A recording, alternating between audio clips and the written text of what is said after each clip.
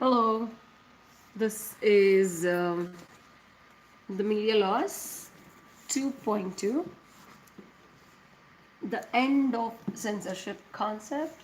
So, I'm gonna read through this as I've been doing, such that I can listen to it again. And whoever studying media laws, it's the textbook reading. So, 2.2, end of censorship. During 1818, the censorship of the press was abolished, which led to emergency of new journals like Calcutta Journal from J.S. Buckingham.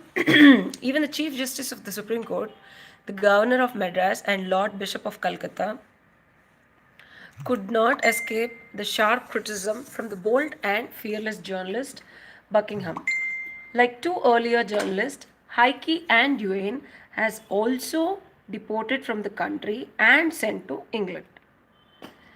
Murno reforms and the press. The government of India asked Thomas Murno to study the conditions of the press in India.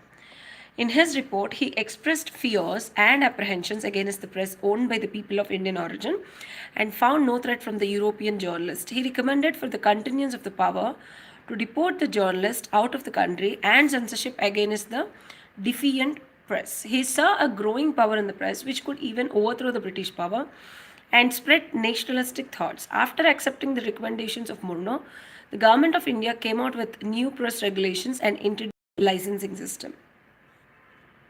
No newspaper or book can be published without the license obtained for that purpose.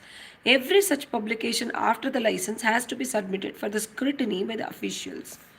The government was empowered to stop the circulation for any newspaper or book by the publication for mere notice in the Gazette. Despite the protest from Raja Ram Mohan Roy and Dwarakanath Thakur, the new regulations that were placed before the Supreme Court in March 1823 came into force on 15th April 1823. 2.4 Sir Metcalfe's contribution. These regulations were in force till 1835 with Sir Charles Metcalfe with assistance from the Lord Macaulay, who was the law member of the government for having freed the press in India on par with English press. Lord Metcalfe was recalled. However, the Calcutta city honored him by building a hall in his name. But the freedom from regulation did not continue beyond 1857 as the mutiny was the new ground of British Indian rulers to reimpose the restrictions on the press. Act 15 of 1857 was enacted to regulate the establishments of printing press and to restrain in the certain cases with circulation of printed books and papers. These restrictions were withdrawn after the mutiny.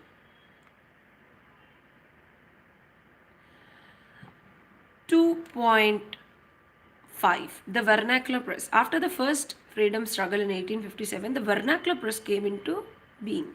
Bengali and Amrik Bazar Patrika in Bengal and the Akbar M. La at Lahore was started as new news weeklies. A new Act 25 of 1867 has replaced the Act of 1835. The new Act intends to regulate the printing press and newspapers also. To preserve copies of the books and also restrictions on those books, the Press and Books Registration Act of 1867 is still in force, with some amendments in 1893 and 1940. Vernacular Press Act. A Vernacular Press Act has been brought into force with a great speed as they was introduced within 2 hours after the sanction was obtained from Secretary of State of India through a telegram. Lord Lytton energized the Draconian law against native press because of increasing violence of native press, directly provocative of rebellion. Very soon the act gained a name as the Gauging Act, according to which magistrate with previous sanction of the provincial government can require a printer or publisher to deposit a security or to enter into a bond binding himself not to print or publish anything likely to incite feelings of disaffection towards the government or hatred between the different races of India. The government has enormous powers to warn the press and confiscate the machinery. The printer was having only one chance of escaping the clutches of this Dioconian law only by submitting proofs to the officials and dropping all the rejected matters.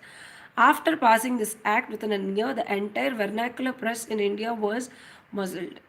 Indian people strongly resented the legislation that imposed severe curbs on free flow of information and criticism.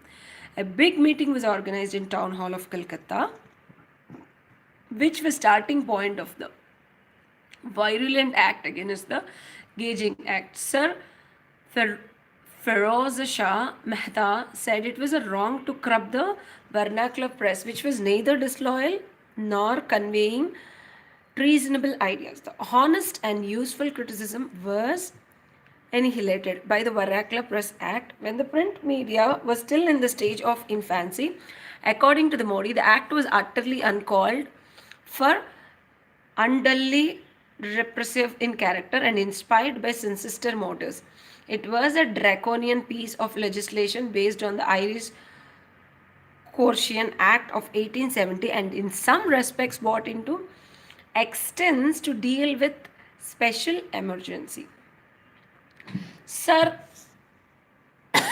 excuse me. Sir Erskine Perry was of the opinion that the act was a retrograde of ill-conceived measure injurious to future progress of India. He said no imperial legislator could forego a more powerful weapon for extirpating on obnoxious press. British rulers were feeling that it was not safe to make Indian press free as they would definitely affect the interest of British dominance over the subcontinent and wanted the regulations to continue. It was difficult for the successor of Lord Lytton to tackle the agitating press and growing national struggle after the Conservative government lost in elections and Gladstone lead the Liberal government. There was a change in Indian administration. Lord, excuse me, Lord Lytton was recalled and Lord Ripon was appointed. He too could not repeal the Vernacular Press Act at once. However, Ripon could not retain beyond 1888, which act angered the British rulers, though was raised by Indians. 2.7 the press and freedom struggle. The partition of Bengal was one of the painful historic events in the history of Indian struggle for freedom and evolution of press as a powerful media. Lord Curzon and his anti-Indian policies were responsible for intensifying the agitation. Indian nationalist movement was growing with sole mission to throw out the Englishmen's bag and baggage from the country. The oppressive legislation and other repressive measures were fueling the burning of agitation. Then the British brought another legislation to curb the press freedom. 2.8 The Newspaper Incitement Offences Act 1908. The Newspaper Incitement of Offences Act. I'm going to read this on the next video.